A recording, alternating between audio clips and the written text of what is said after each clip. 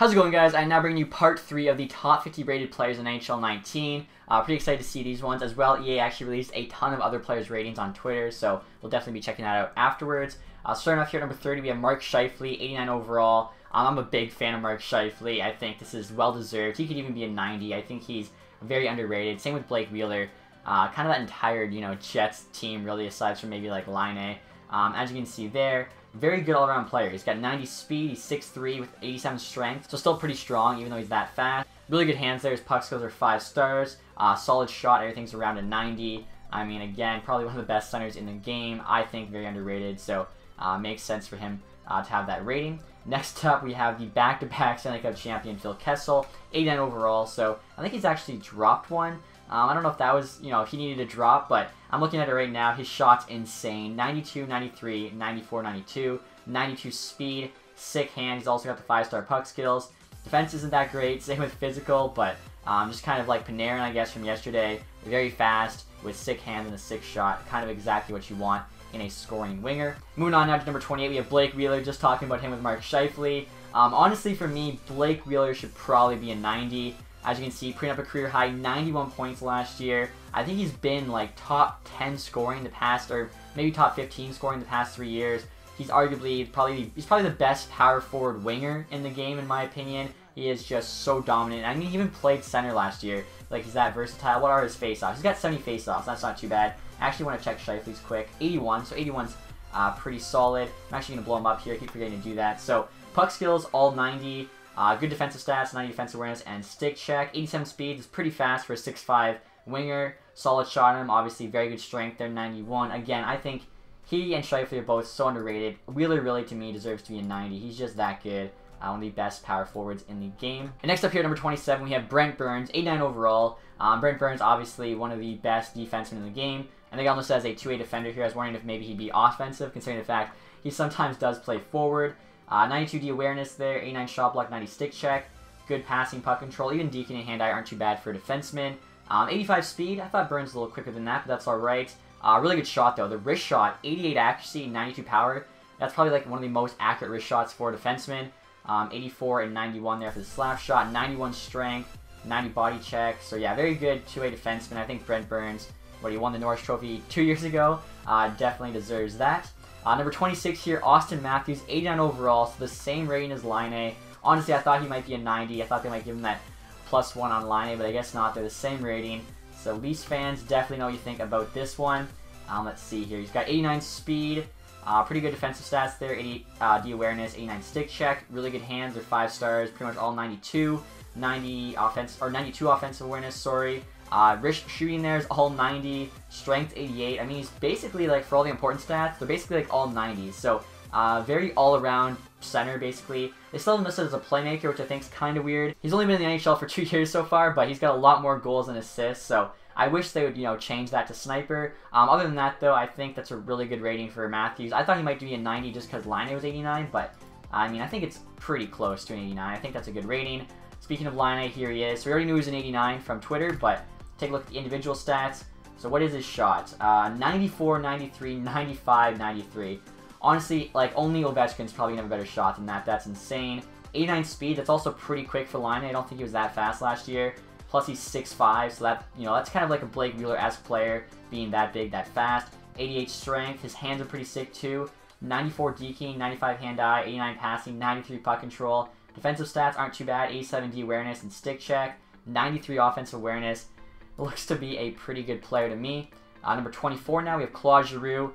Obviously, tore it up last year. This is one thing I wasn't so sure about. So, they have him listed here as a center, but he played all last year on the wings, so I don't know how to feel about it, because, like, overall, he's usually a center, but last year he was a winger, so, like, I feel they should have him as a winger, because that's what he played last year. Also, he's got 88 faceoffs, so again, his faceoffs are sick, but, like, I want to go check how many faceoffs he even took last year, because it just doesn't make sense. Alright guys, so his faceoff percentage was insane last year, 58.64. Again, I don't know how many faceoffs he took though, which kind of makes it, tougher to tell, but still, career faceoff percentage of 54.7 is really, really good. I still think though he should be, like, listed as a winger, because that's what he played last year, and then just still have that insane faceoff stat. He'll definitely be a good card for Hut. Obviously, having that good faceoff stats with the 91 speed, insane hands, 93s and 94s, His shot there is pretty good as well, especially the wrist shot, 91 accuracy. His shot's more accurate than powerful, which in my opinion is kind of more important. Not that strong of a player. Still, though, very good defensive stats. 88 D awareness with the 88 stick check. Obviously, the face-off. So, yeah, this is a very, very good player. Let's see who's next. So, 23, we have Tuukka Rask. 90 overall. I actually predicted he would be 90 overall in my stream. Makes sense to me. Although, it makes sense in comparison to some goalies. Like, I think he's better than Dubnyk, who was an 89. Quick, who was an 89. I feel like Rene, though, is on par with Rask, and yet they have Rene 2 below him. So there's just some goalies that doesn't really make sense, but in his own right, Rask being a 90, I think that's fair. Again, goalie stats, they're pretty much just same throughout. Looks like it'd be all 90s, couple low 92s, a couple mid 80s and stuff that doesn't matter, like passing, poke check, durability. Like who cares about that? So yeah, 90 overall goalie there. Tuukka Rask again makes sense. Next up here, 22, we have Tyler Seguin, 90 overall. I'm a pretty big Seguin fan.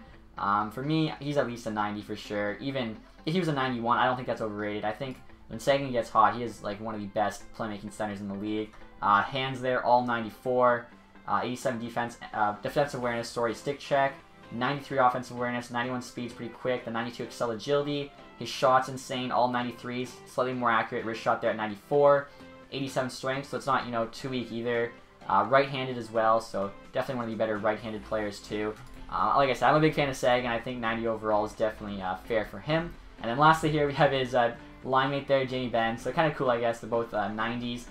Jamie Benn, of course, is a winger, though. His face-offs, yeah, he does play sometimes. You can see they're 81. What were Seguin's face-offs? I actually forgot to check. 80 face-offs. So they still haven't changed it. Benn still has the better face-offs. I feel like those should swap. I don't know, because Seguin is usually in the center. Benn's defensive awareness is insane. 89 for a winger.